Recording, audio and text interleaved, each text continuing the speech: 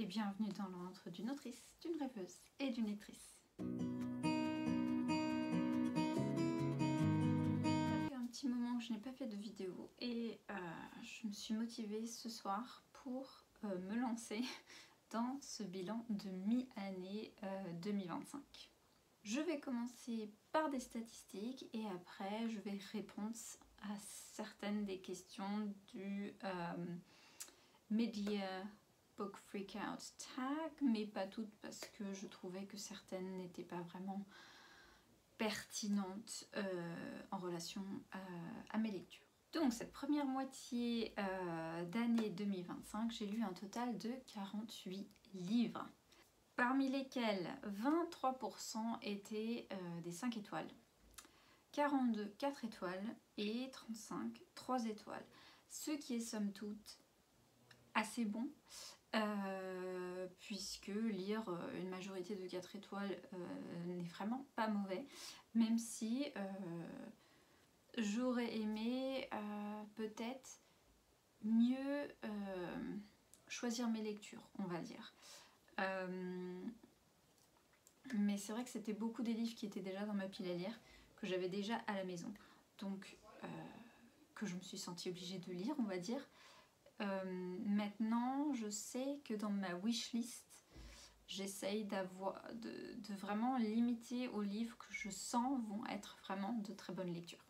Dans les genres, il y a une grande majorité de fantasy slash SF, mais dans la fantasy SF, surtout la fantasy, donc 55,6%.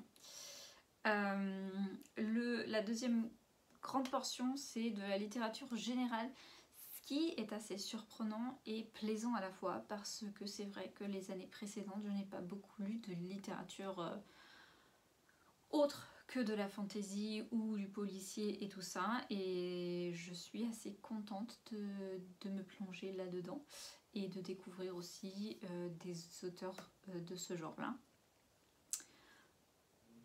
Ensuite, 13,3%, alors par exemple,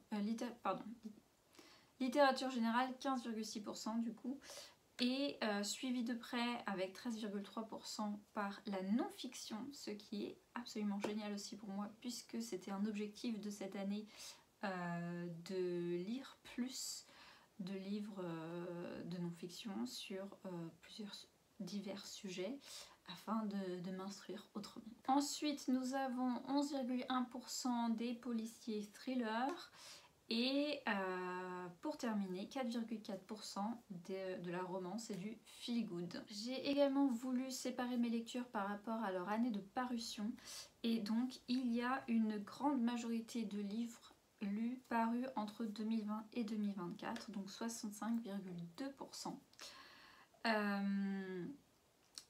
Ensuite viennent les livres parus entre 2010 et 2019, donc 15,2%.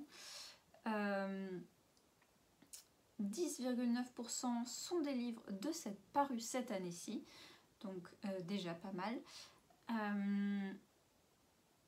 4,3% entre 2001 et 2009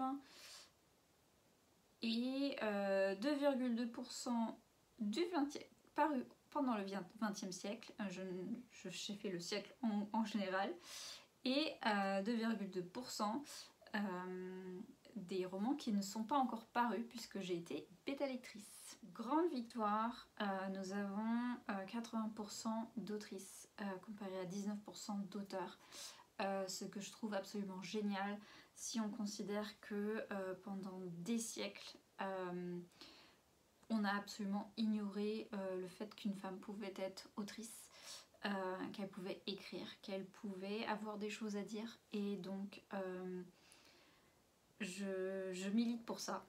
Et ce que je trouve top dans le fait de lire des romans écrits par des femmes, c'est que souvent ce point de vue, cette perspective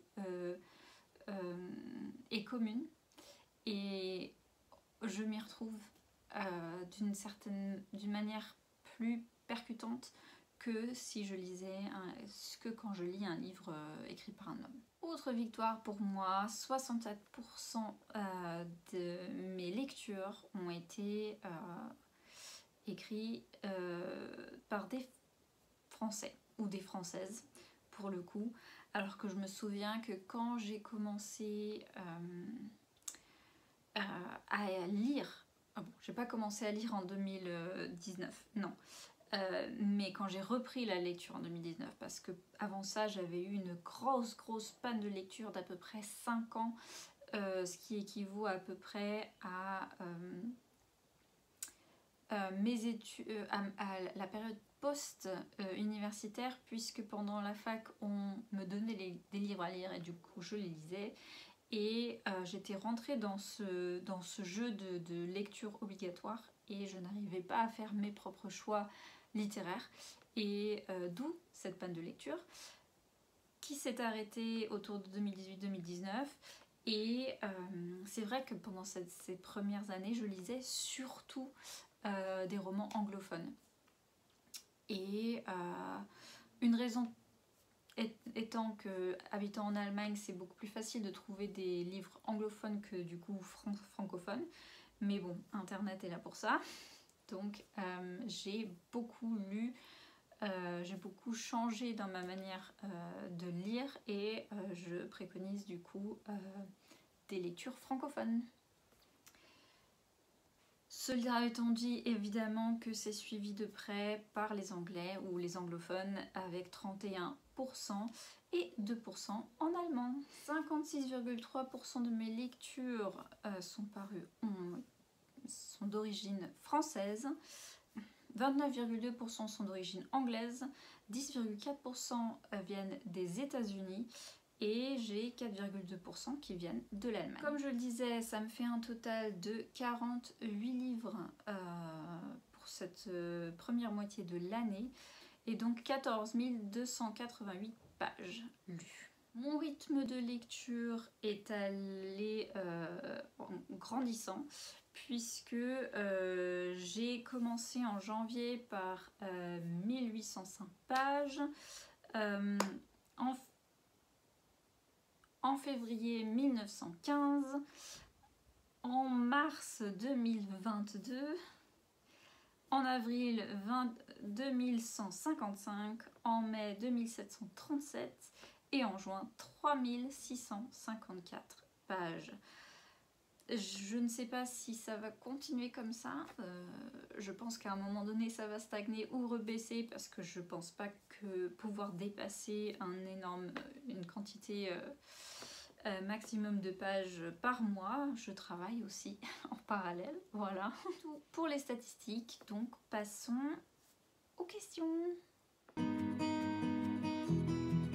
La meilleure lecture, c'est une question assez difficile et je ne vais pas pouvoir y répondre parce que je ne peux pas choisir une seule lecture. Je n'ai pas eu de coup de cœur en cette première moitié de 2025. Mais j'ai eu pas mal de bonnes lectures, et j'ai envie de vous dire globalement, de vous parler globalement de 5 livres, parce que ils étaient tous très bons et c'était impossible pour moi de choisir. Donc il s'agit du tome 2 et 3 des Cahiers d'obscurité de Gaël Maumont, qui sont des livres de fantasy jeunesse qui sont très bien par le côté féministe du texte, et par le fait que les personnages masculins soient féministes eux aussi, ce que je trouve plus rafraîchissant encore qu'une femme qui est féministe, parce que pour moi je trouve ça logique. Ensuite nous avons Brin de magie et village maudit de Jennifer Joff, qui est un petit roman jeunesse publié chez Rajo, qui m'a énormément plu, parce que j'essaye de me placer, de me mettre dans la peau d'une jeune personne lisant ce livre, et il y a vraiment des valeurs importantes dedans que j'aurais aimé lire à cet âge-là, quand j'étais plus jeune, puisque souvent les héros ou les héroïnes des romans, même jeunesse, sont des êtres extraordinaires. Ils ont des pouvoirs sublimes, ce sont des élus, et ils vont sauver le monde entier. Et ici, ce n'est pas le cas. Ici, c'est vraiment comment une personne qui n'est pas douée de magie peut quand même être une personne douée et importante et talentueuse et être heureuse quand même. Et ça, je trouve que c'est vraiment une très très belle leçon et je le conseille vivement à toutes les personnes, jeunes ou adultes. Passons ensuite à entrer dans le monde de Claire Duvivier, qui est une science-fiction où les personnages principaux et même les narrateurs sont des enfants. Donc il y a vraiment un côté très rafraîchissant de raconter l'histoire, puisque c'est à partir du point de vue de jeunes, je sais pas, entre 10 et 12 ans. Et leur façon de réagir à différents problèmes qui vont surgir dans le livre fait que ce roman était vraiment poignant et extrêmement intéressant du point de vue humain.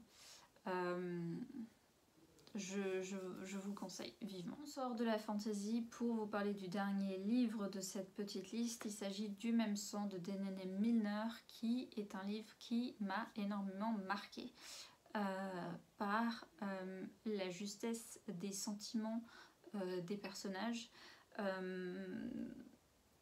Nous suivons 3 femmes à des époques différentes qui sont d'une façon ou d'une autre liées entre elles.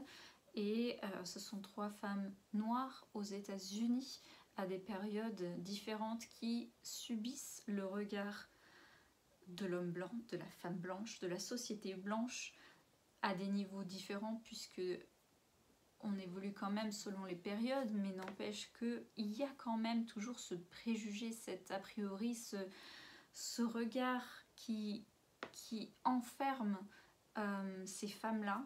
Et c'était vraiment frappant. Et je pense que c'est un livre dont je me souviendrai très longtemps. Pour la meilleure suite de saga, franchement, j'ai hésité entre deux suites, sauf que l'une est plus connue, éditée dans une maison d'édition traditionnelle, du coup a beaucoup plus de visibilité, et donc mon choix s'est fait par rapport à ça, parce que je pense qu'au niveau ils sont à peu près au même niveau. Donc j'ai choisi Locket's Canopée de Nelly Fietta, qui est un 2e tome absolument bluffant. Nelly, donc l'autrice, parvient à imbriquer les temporalités de manière extrêmement subtile, mais également à jouer avec l'humanité. Un peu à expliquer que d'une manière ou d'une autre, nous sommes tous les mêmes. Je veux pas en dire plus parce que ce serait spoilant, mais cette remise en question de l'humanité est tellement bien faite, subtile et trouvée et argumentée que franchement j'étais bluffée par ce 2e tome. Nouvelle sortie que j'ai déjà mais que je n'ai pas encore lu, c'est choix très facile, c'était Bury Our Bones in the Midnight Soil de V.E. Schwab, que je compte lire pendant la période de l'automne, parce qu'il y a des vampires, il y a aussi différentes temporalités et de relations saphiques. J'ai très hâte de lire ce livre aussi, mais ce ne sera pas pour tout de suite. Sortie livresque la plus attendue, je n'ai rien trouvé parce que je n'ai pas tendance à aller me renseigner particulièrement sur les sorties qui viennent. Je vois des livres qui vont paraître sur les réseaux sociaux et je me les note, mais pour l'instant il n'y en a aucun qui, j'aimerais bien les lire, mais il n'y en a aucun qui me dit oh, il faut absolument que je l'aie. Du coup, je vais un peu faire une entorse d'une certaine façon. parce que la sortie livresque de cette année, qui est la plus attendue à mes yeux, c'est mon livre qui va sortir cette année encore du coup. Et j'ai très hâte, très hâte de vous le présenter. Il s'agit d'une réécriture de conte, du conte de Blanche-Neige plus précisément, et le titre c'est Rouge comme le sang. Et j'ai beaucoup d'éléments du conte originel que je réajuste à ma sauce.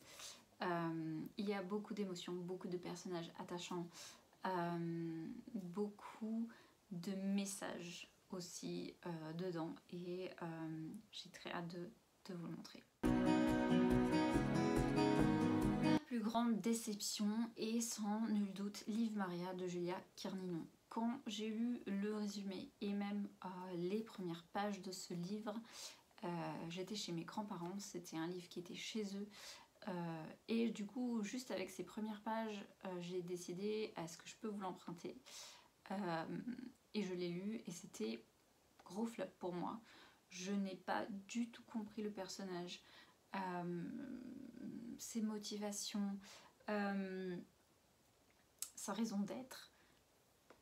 Le choix de l'autrice par rapport à certains événements de la vie du personnage, franchement, moi, ça me mettait plus mal à l'aise qu'autre chose. Et ça se termine dans un espèce de grand vent. Et ça m'a laissé sur ma faim, sans vraiment comprendre grand-chose. Et voilà, c'est ça.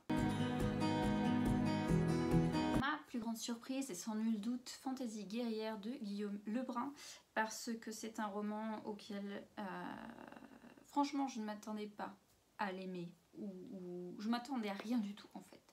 Je l'ai lu parce que je trouvais le résumé intéressant, j'étais curieuse de ce que ça racontait, mais je n'avais pas de grandes attentes, déjà parce que je ne savais pas vraiment dans quel genre ça rentrait, et je ne connaissais pas l'auteur, donc voilà, c'est une grande surprise parce que franchement pendant les 3/4 du livre j'ai rigolé. C'est un peu une sorte de satire historique de l'histoire de Jeanne d'Arc, et Yolande d'Aragon est un personnage qui m'a fait énormément rire, même l'une des Jeannes, je dis ça mais je ne dis plus rien, à vous de découvrir pourquoi je dis l'une des Jeannes, était extrêmement, pas extrêmement drôle, parce que plutôt cocasse à sa façon, c'est Yolande d'Aragon qui est vraiment drôle, même si la fin était une petite déception pour moi. Dans l'ensemble c'était vraiment une excellente surprise puisque je m'attendais vraiment pas à grand chose et que ça m'a fait rire, ce qui m'arrive rarement dans un livre. Nouvel auteur ou autrice préférée, je pense que c'est difficile à dire parce que je n'ai pas lu un grand nombre de livres d'une autrice ou d'un auteur, et cette année-ci en me disant oh, c'est le top de je veux tout lire. Donc après mûre réflexion parmi tous les livres que j'ai déjà lus et en fait dont je connaissais à peu près déjà les auteurs, ou alors que je connaissais pas mais j'avais pas forcément envie de découvrir plus, j'ai pensé à Emilia Hart de la Maison au Sortilège. J'avais beaucoup apprécié le livre et je sais qu'elle a sorti un nouveau livre qui s'appelle Sirène, qui n'est pas en poche, donc j'attendrai le poche, mais comme j'ai envie de le lire et que dans toute la liste c'est vraiment la seule autrice qui m'a fait cette impression là, je veux dire Emilia Hart, même si je ne sais pas si c'est une autrice préférée pour l'instant. Alors, je n'ai pas de livre qui m'a fait pleurer. J'en ai un qui m'a presque fait pleurer, et il s'agit d'Entrer dans le monde de Claire Duvivier. La fin, j'avais le nez qui piquait, les yeux qui piquaient aussi, c'était vraiment sur le point. Je pense que s'il y avait eu 2-3 paragraphes de plus, ça serait arrivé, mais c'était juste avant. Voilà. Un livre qui m'a rendue heureuse, c'était Brin de magie et Village maudit de Jennifer Joff, parce que c'était une lecture tellement doudou qui m'a fait énormément plaisir à lire. Même si beaucoup d'autres livres étaient de très bonnes lectures, celle-ci avait vraiment ce côté, j'avais l'impression de retomber en enfance et de lire vraiment avec ce plaisir de découverte d'une histoire super intéressante. Et du coup, voilà, c'est pour ça que je l'ai choisi. Pour cette question, j'ai choisi 2 livres, un pour le côté reçu et l'autre pour le côté acheté. Donc le plus beau livre que j'ai reçu, il s'agit de cette BD Vert de Patrick Lacan et Marion Besançon, publié à Rue de Sèvres. C'est un livre absolument magnifique déjà par sa couverture, mais en plus par son contenu. Ce sont des dessins absolument fantastiques et je remercie énormément Mathilde de me l'avoir offert pour mon anniversaire. Le plus beau livre acheté, il s'agit des Mondes d'Ewilan, publié chez Rajo, donc l'intégrale des Mondes d'Ewilan qui est absolument magnifique. Mais je dois vous avouer quelque chose, j'attends avec impatience que Rajo sorte l'intégrale d'Elana, parce que celle-là, je vais me jeter dessus. Plus de Barrier Bones in the Midnight Soil de V.E. Schwab, qui est absolument une lecture à faire cette année. J'ai 2 livres que j'ai dans ma pile à lire depuis à peu près plus de 2 ans et que j'aimerais sortir. Et il s'agit de Weird Sisters de Terry Pratchett, qui est un des livres du Disque Monde. Et comme j'ai la règle de lire un livre pour pouvoir en acheter un autre de la série, c'est le dernier que j'ai. Et donc je vais pouvoir en acheter un autre dès que je l'aurai terminé. Ensuite, il y a aussi The Fifth Season de N.K. Jemisin, qui est le premier tome d'une saga à 3 tomes, je crois, je ne suis pas sûre. Mais ça fait à peu près 2 ans que c'est dans ma bibliothèque et que je ne me suis pas encore jetée dessus. Il faudra que je le fasse cette année. J'espère que ce petit bilan de mi-année 2025 vous aura plu. Je vous retrouverai bientôt pour probablement soit un book haul, soit le bilan du mois de juillet. En ce moment, j'essaie d'écrire un peu plus, de passer plus de temps à lire et à écrire. Du coup, j'ai peu de temps pour faire des vidéos, mais je ne vous oublie pas. Restez connectés, abonnez-vous si ce n'est toujours pas fait. Donnez-moi un petit like et même un commentaire me disant si vous connaissez l'un des livres que je vous ai présenté et si vous êtes d'accord avec ce que j'en dis, grosso modo, voilà. Et si vous n'avez rien à dire, mais laissez un emoji. Un emoji de quoi? De soleil, parce que c'est l'été, tout simplement. Je vous souhaite d'excellentes lectures et je vous dis à la prochaine. Ciao!